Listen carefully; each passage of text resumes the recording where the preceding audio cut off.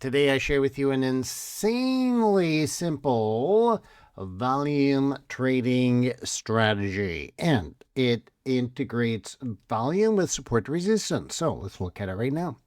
All right, so what we got here, we have price coming up. Actually, let me use my drawing tool here. So we got price coming up, and it comes to this resistance level. That's one of the key things here. We're coming to a resistance level with this dashed blue line. Then we retrace, we come back down to our moving averages. The black line is the 15 EMA. The 100 SMA is the, what is that? Yellow, orange, whatever. So we have a cluster of resistance. Okay, we've got our cycle low. We've got momentum above zero. That's awesome. There's zero. So everything's looking good. Now, if we take a trade from here, the big question is, will price break through this resistance level? That's the big question. All right. The answer is it's going to take strength for it to break through resistance. So when we talk about strength, we're talking about two things. Our strength indications are momentum, which has to do with price action, and volume.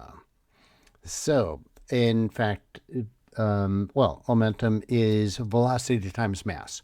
So velocity has to do with our momentum indicator, which is down here. And we want it to be above zero, which hopefully I don't know if you can see that, but it's above zero. And when we come down here and we retrace to and by the way, this block line is the 15 EMA. That's what we want. We want a shallow retrace. In fact, this is a basic concept of the Talk Dog trading methodology. So let me see if I can bring this down here, and let me just share this with you real quickly because this is so important. Oh my gosh, this is critically important. So what we're going to do is I'm going to take those lines off of there. Let's create a clean slate. So for an uptrend, what we want is strength up, weakness down, strength up, weakness down, strength up, weakness down. So we have, and these are called impulse move. It moves to the upside. When you're trading with the trend, the move up is called an impulse move. And now, markets never move perfectly and they're not in a straight line, so they wiggle. Okay, so they'll have a little retrace here, but that's what we want, a little retrace.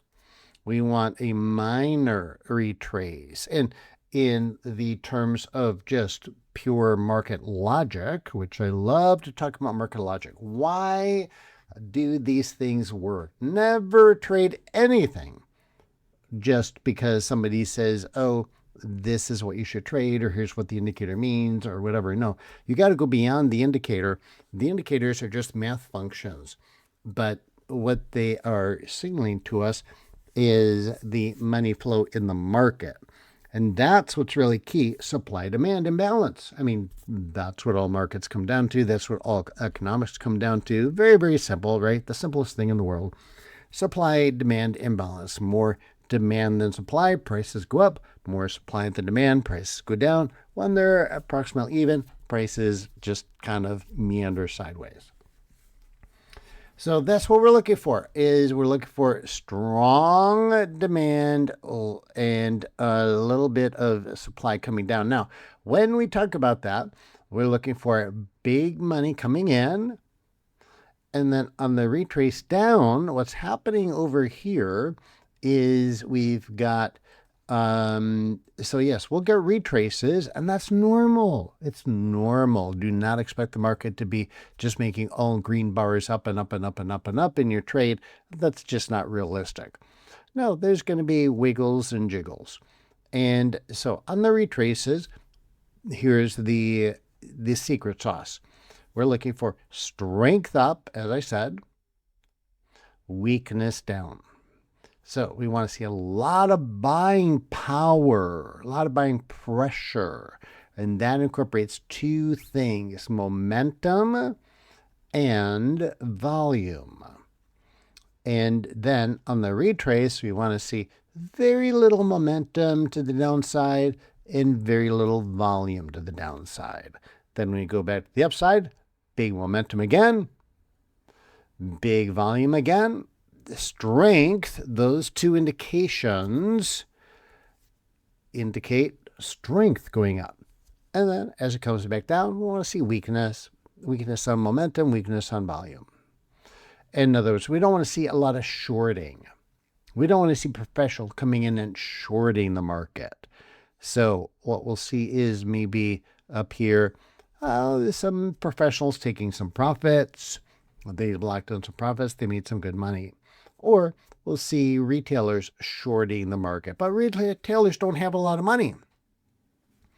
So therefore, they're not able to provide a lot of strength going down because they don't have a lot of shares, contracts lost. They don't have a lot of money that they're shorting. And so that's cool. And then we look back here, we say, oh, okie dokie, but the big hands are still in place. And by the way, whenever you get a retrace after a big move up, the previous move is still intact. The previous sentiment is still intact. Okay, so now that we've covered that, let's go back to our actual chart here. This is Apple. So as you can see, Apple, the dotted blue line is a previous resistance from this high here. And my indicators automatically plot, and this is automated. It plots it and says, okay, this is the last time that the market, meaning the market participants, the people trading the market, said, ooh, Apple seems kind of expensive here. Yeah, we're not interested in buying anymore. So it goes down to the 200 MA. That's this purple line. And kind of pinballs between moving averages, goes right back to this level. Now, that is very important. Goes right back to this level. So now the question is, well, what's going to happen at this resistance level? Support and resistance levels are super important in trading. You must always be watching them.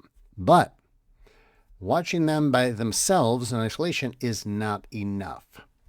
What you need to look at is the energy, what I like to call the energy of money flow, when we come into those support resistance levels.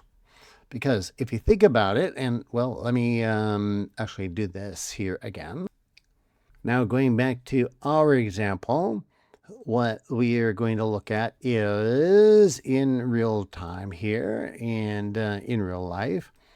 Price has gone above, hit that previous resistance level. Oh, let me take those other ones off of there because, again, it gets confusing.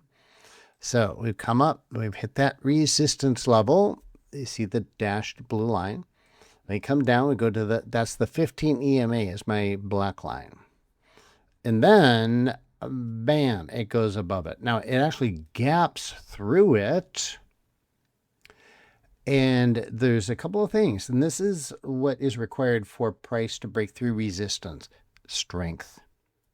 Strength. In one word, strength. And there's two elements of strength with regard to money flow when it comes to indicators.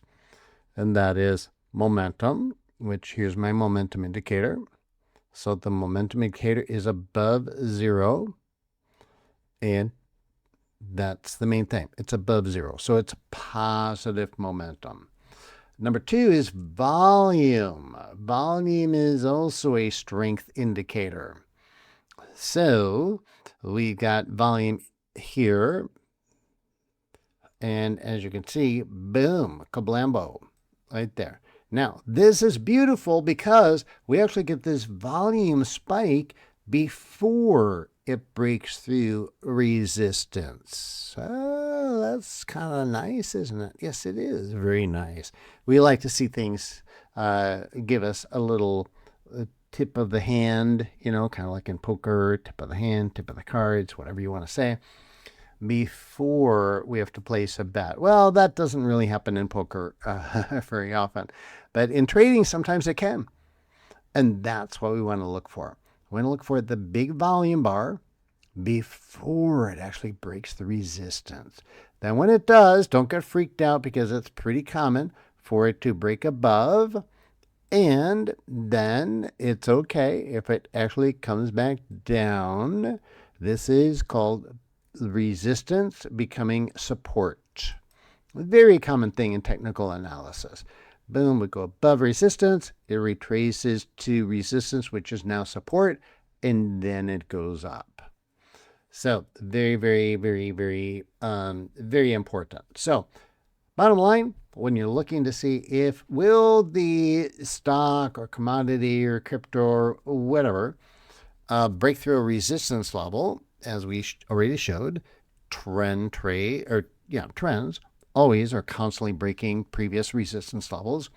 What we want to look for is number one, volume, actually, and number two, momentum.